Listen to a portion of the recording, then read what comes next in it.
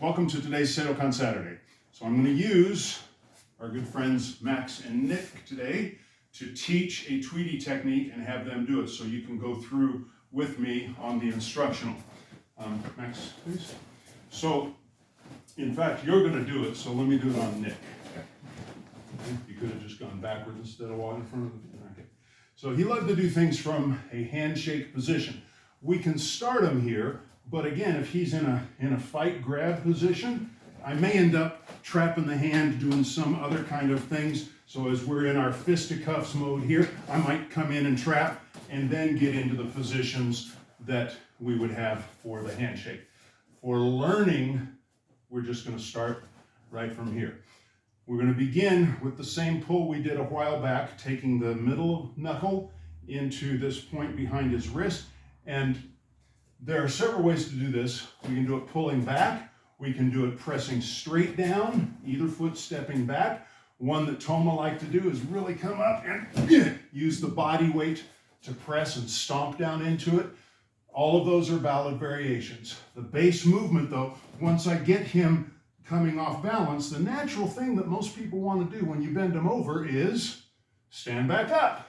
So as he does, I duck under, taking his hand with me across. Now I'm going to flip his wrist in and under, securing the elbow. So I have upward pressure right here.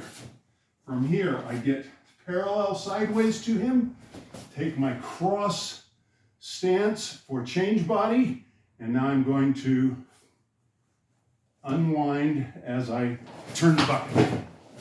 And then we have the lock on the guy. Now, I lost his pinky. This is more about this rotation than it is this extension of the back of the hand, okay? So I'm not flexing his wrist, I'm extending, but the biggest part is this twisting, and I accomplish that by using my fingers to press against his pinky and or ring finger, and that's the twist that creates. If I just pull straight in, I get a little bit, but if I twist, the whole facial changes, okay? Got it enough to try? I think so. We'll put it on Max. So we start just from the handshake position, stepping back a little or not. Now as he corrects, you come in and under, turning up, then step forward with your right, cross stance and unwind, tip the bucket, dropping to the knee cleanly, and there's the lock. Beautiful. Good, let's put it all together without my jabber.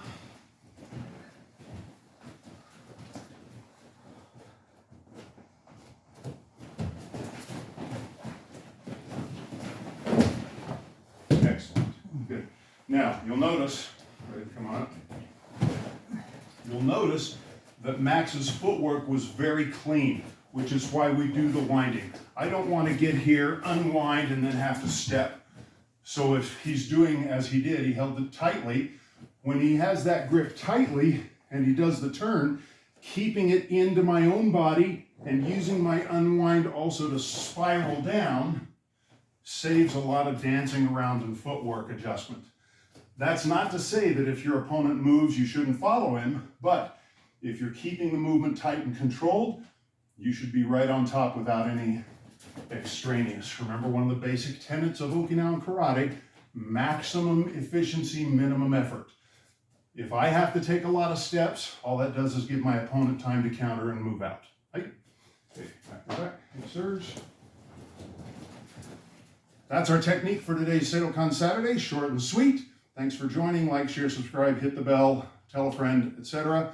And until next week, as always, let's keep practicing.